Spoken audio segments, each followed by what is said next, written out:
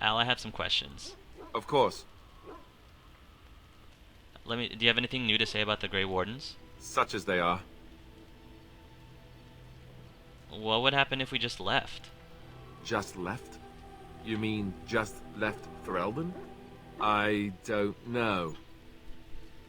If there's an archdemon, however, we're supposed to be the only ones who can defeat it.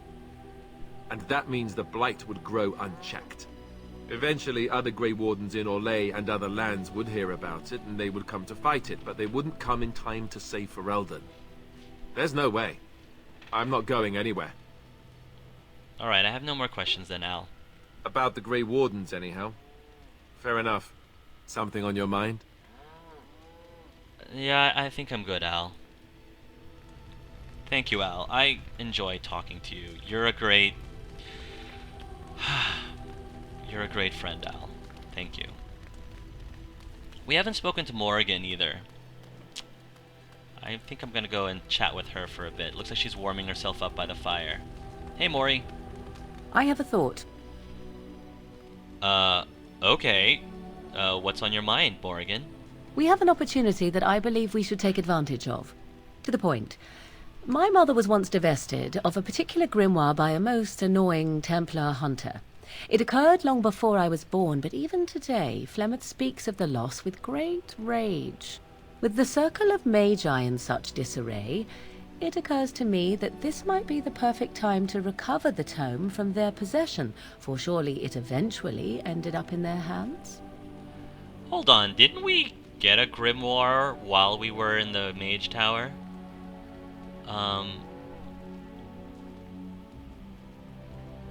What do you want with this grimoire? I'm just curious, Morgan. I don't mean anything in particular by this question, but what do you want with this grimoire exactly?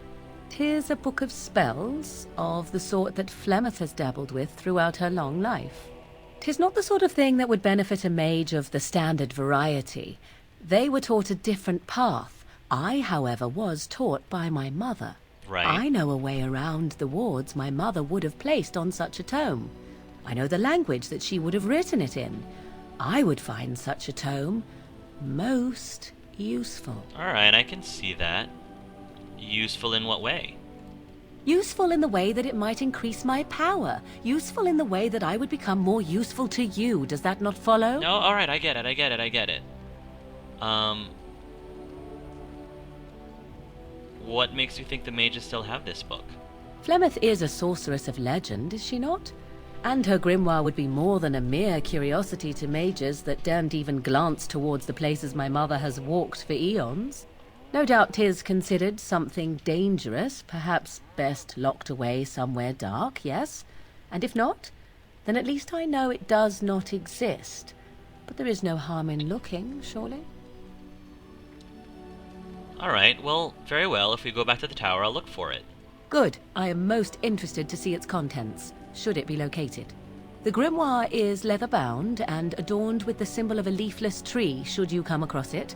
If not, however, then I shall simply put it out of my mind. Alright. Well, Morgan, I think today is your lucky day, because if I remember correctly... Oh, Black Grimoire. A heavy grimoire bound in black leather. Morgan would want to take a look at this. Here, Morgan, I think... Is this what you're looking for, Morrigan? What? You found Flemeth's grimoire? But when I spoke of it to you, I did not truly hope... This is a most fortuitous event. You have my thanks. I will begin study of the tome immediately. Oh, good.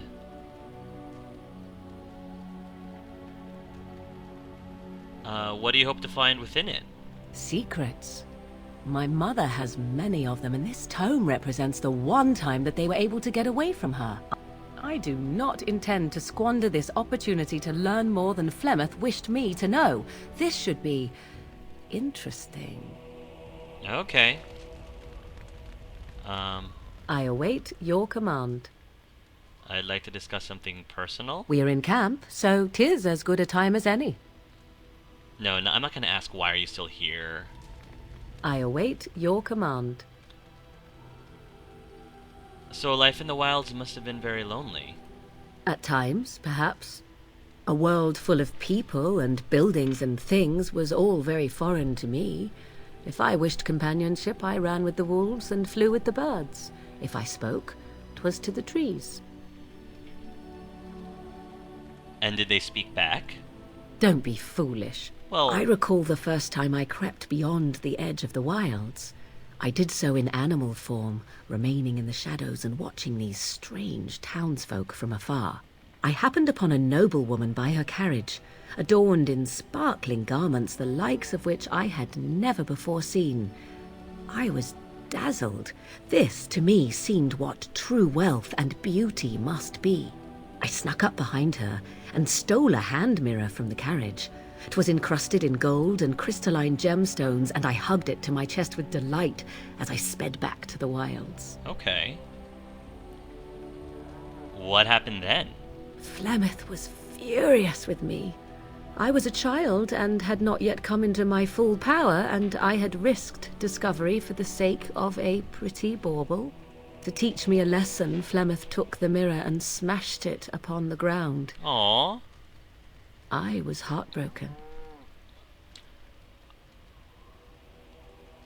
But you were just a child.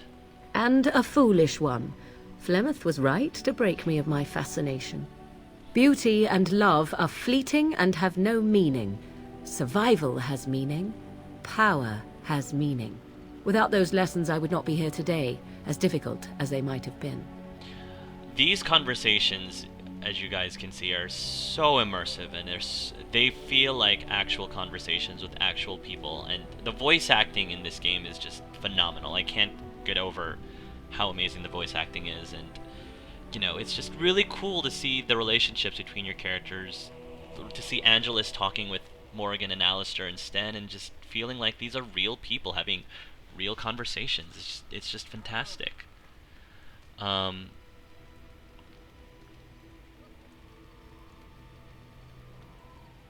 you don't need to live that way any longer. Do I not? I am still an apostate mage, even if I have left the wilds. The Darkspawn are yet undefeated. No, there is much that remains. To return to your original question, perhaps my time in the wilds was indeed lonely, but such was how it had to be. I find myself at times wondering what might have become of the girl with the beautiful golden mirror, but such fantasies have no place amidst reality. I await your command. I'd like to ask you something. So, full of questions, are you? Can you teach others to become shape changers? Possibly, if I had the desire to. I do not. Alright, well, as you wish. We actually already have shape changer, like, unlocked, but it's okay. She doesn't need to teach it to us. I think I'm fine without it for now. We're gonna get to Roland real quick, but I do want to talk to Leliana, but oh gosh, Leliana, those shoes, Leliana. I need to get Leliana out of those shoes. They're just not. I think she's been tortured enough. Yeah, here, Leliana, take these splint mails. Yeah, much better. Wynne, let's get to know you a little bit better, Wynne, because we didn't really get to talk much about you personally, and I really would like to get to know you more. Oh, it's been a long day. Rest would be welcome. Are you all right? Yes, of course. I am just a little weary. As you may have noticed, I'm no spring chicken. Well, you are very sprightly for your age, though. Thank you. You're very kind to say so. But in all honesty, I do not know how many years I have left in me. I have lived for such a long time, but there is always something else to do. And I have to keep going in order to do it. I think I will be glad when I am done. I'm sure you'll be kicking around for years yet. Oh, I don't know. I really don't. Well, who knows, you know? Have you encountered many abominations, apart from the ones in the Circle Tower? No, the ones in the tower were the first I've ever seen. The first time I saw an abomination, my blood turned to ice. It was months before the nightmares stopped. It was the knowledge that I could easily become one of them that frightened me the most. Oh. But you're a great mage, Wynne. You would never become an abomination. Every mage is vulnerable, no matter how accomplished or powerful. That is the first thing we learn, and overconfidence can lead to recklessness. True. One slip. All it takes is one slip, and everything you are is simply gone, replaced by madness. And there is no turning back, or at least that's what they say. Alright, fair enough. You have doubts? Of late, I have begun to wonder if there is any way an abomination can be cured. Huh. Or if a mage could be so possessed and still retain their sanity, their humanity. Huh. That's an interesting notion, Wynne. If one retains one's humanity, one is not an abomination. Yes, it is madness and cruelty that define abominations. If those are lacking, if the mage remembers the person they truly are, then they are not an abomination. I never saw that. Thank you for showing me another way of looking at it. Of course, no problem. Wynne approves +4. So, tell me, how did you become a Grey Warden?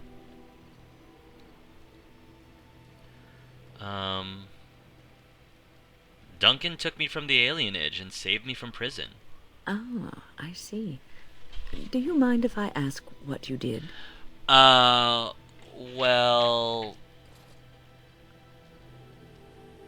I killed the Jarl's son for hurting my friends and family. Oh, I'm sorry. I should not have brought it up. It must be an unhappy memory. Yeah, I miss Pop and Saurus and Shiani and... I wonder what they're up to now. I hope they're safe.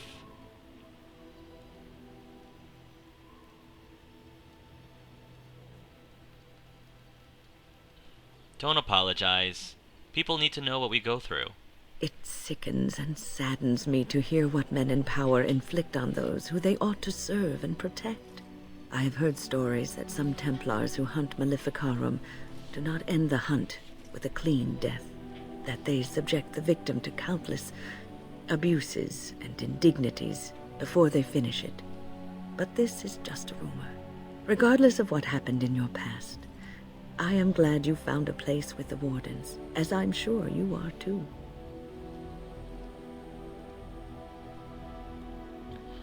Yeah, but I feel like I abandoned everyone in the alienage. Sometimes it gives me comfort to think that everything will end up the way it's supposed to.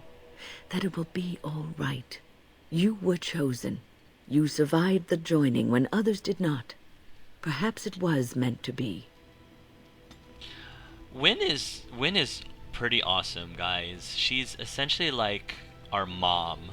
She pretty much is our mom in this camp. Angelus is really liking her a lot. I must ask, what does being a Grey Warden mean to you? And she asks some really great questions, like questions that Angelus never really stopped to think about, bothered to think about, but they're good questions. What does being a Grey Warden mean to you?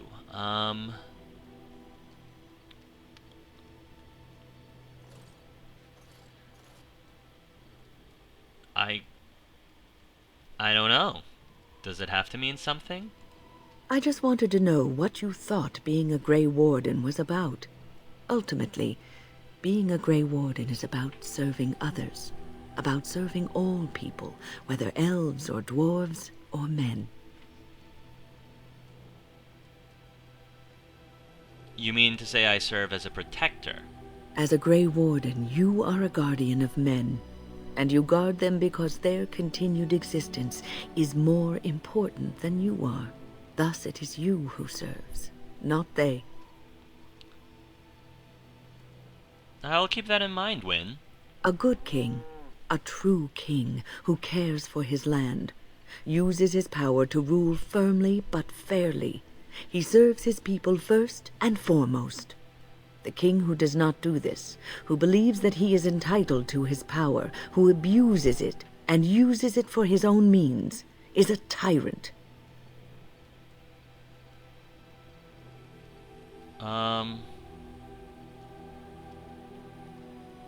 So in a way, having power confines you. If you live apart from others, and your actions affect only you, then you may do as you wish. But if you have power, influence, and strength, your every action will be as a drop of water in a clear, still pond. The drop causes ripples, and ripples spread. Think of how far they will go, how wide they will become, how will they affect the pond. But I've lectured enough for today. I should stop before I wear out my welcome. No, like I said, Wynne, I really enjoy talking to you, just like I enjoy talking to everybody else. What's on your mind? Are you feeling better now?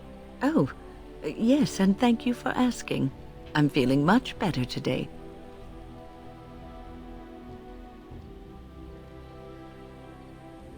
I like making sure all my companions are well. Well, thank you for your kindness, my dear. It certainly warms these rickety old bones. No problem. How am I doing with Wynne? Whoa. Really warm. What's on your mind? I was just thinking about being a Grey Warden. Is something troubling you? Sometimes I wish I could go back to my old life. A Grey Warden should put aside the person that he used to be. It has shaped the person that he is, but he has become something greater. Grey Wardens have no titles. They owe no allegiance to a king or lord. They cannot serve one people. They must serve them all and protect them all. You are one of the 2 surviving Grey Wardens in Ferelden. You defend all of us, and much rests on your shoulders. It may not mean much to you, but thank you for having the courage to continue to fight. Oh, Wynne. Nobody's actually said thank you to me. That's great. You're welcome. Thank you. You're welcome. You know what? Wynne gives me strength. I will be ready when the time comes. And that gives me hope. Have you heard much about the Grey Wardens of old? I know they soared through the skies on Griffons. Griffons. Griffons. Alas, that seems to be the only thing people remember from the tales. The mighty flying mounts that bore the Grey Wardens into battle. Well, Griffons are cool.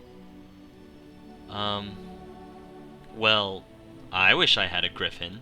Unfortunately, they've all passed back into the Maker's hand. So that wish will have to go unfulfilled. It was said that watching the Wardens ride in on their white griffins was enough to rouse a weary heart and put the dance back in the step of an old man. The Grey Wardens were powerful, feared and respected, but they also inspired the common people. I remember a tale that was told to me many years ago. Does the story have Griffins in it? Maker's mercy, it's like talking to a child.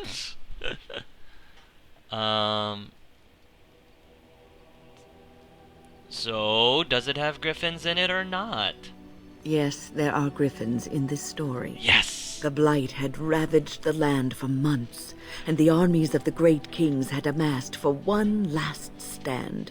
As the sun burst through the clouds that boiled and churned in the dark sky above, it illuminated a vast, seething horde of darkspawn, with the archdemon at its head. And it was then, when courage seemed to fail, and all lost to death and despair, that the Grey Wardens came. They arrived with the beating of wings like mighty war drums, and stood before the armies of men. Griffins? Yes, Griffins. Now listen to the rest of the story. The Grey Wardens, grim and fearless, marched forth, ever between the men and the encroaching darkspawn. They formed a shield of their own bodies and held that line until the archdemon was dead and the last darkspawn lay trampled in the dirt. And then, demanding neither reward nor recognition for their sacrifice, the Grey Wardens departed. When the clouds finally rolled back and the sun shone full upon the blighted ground, the great kings knew that they had lost no men, and none of their blood had been spilled. Nonsense. Come on, Wynne. Both sides always take losses. This is a tale about no battle the Grey Wardens have fought, and yet about them all. They have always defended us from the Darkspawn, taking losses so we do not have to.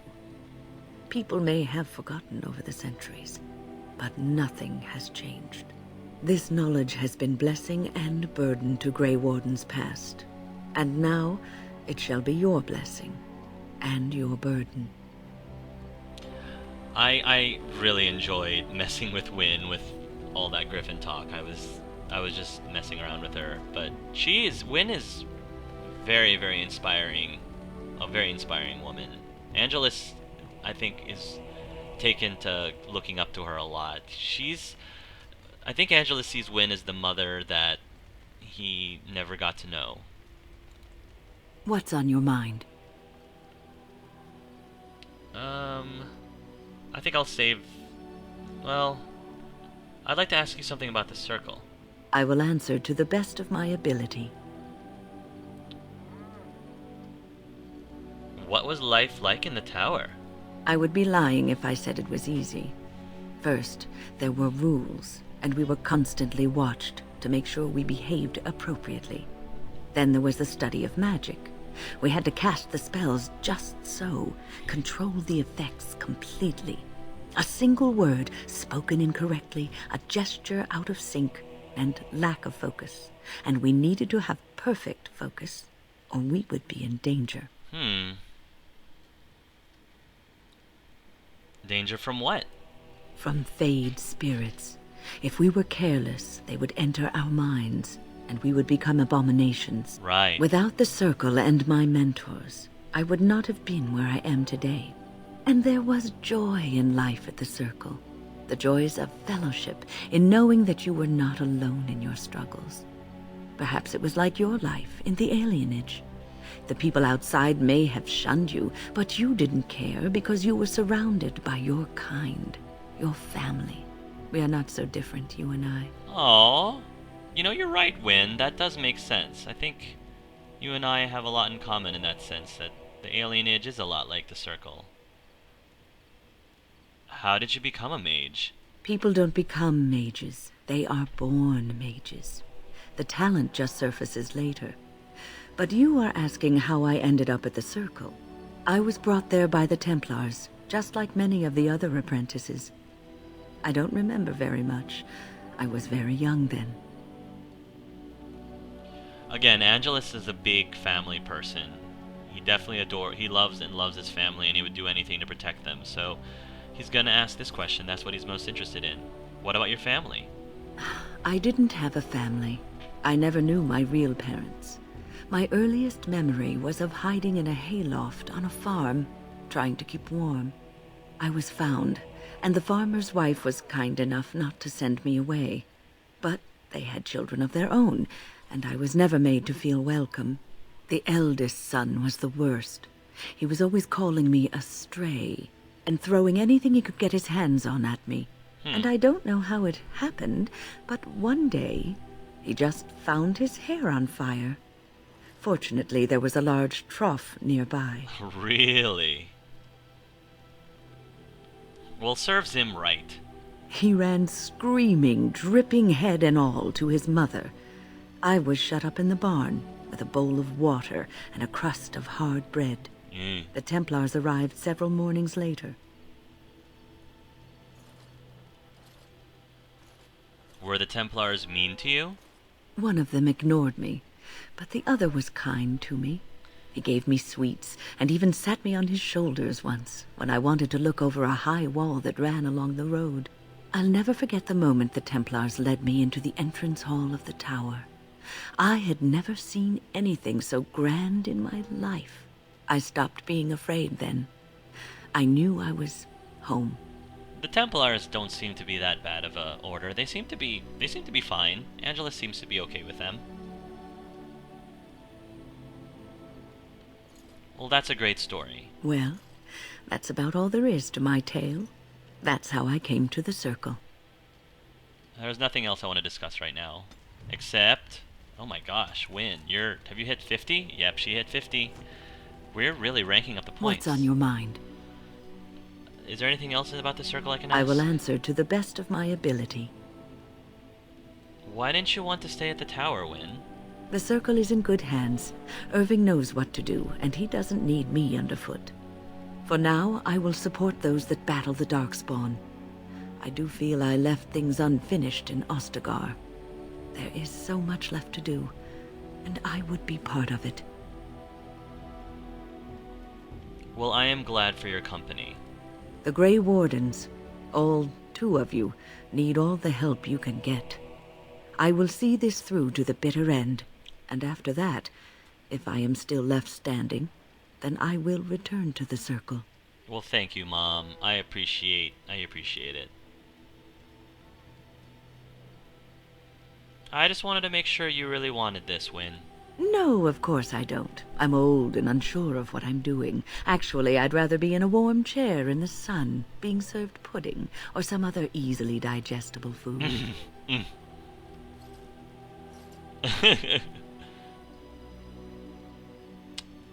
Oh, Wynne, I'm sorry. I didn't mean it that way. I know. I was just teasing. The ability to laugh at myself is something I developed too late in life. But to allay your fears, yes, I am sure this is what I want. Well, good. Good. That's very important to me.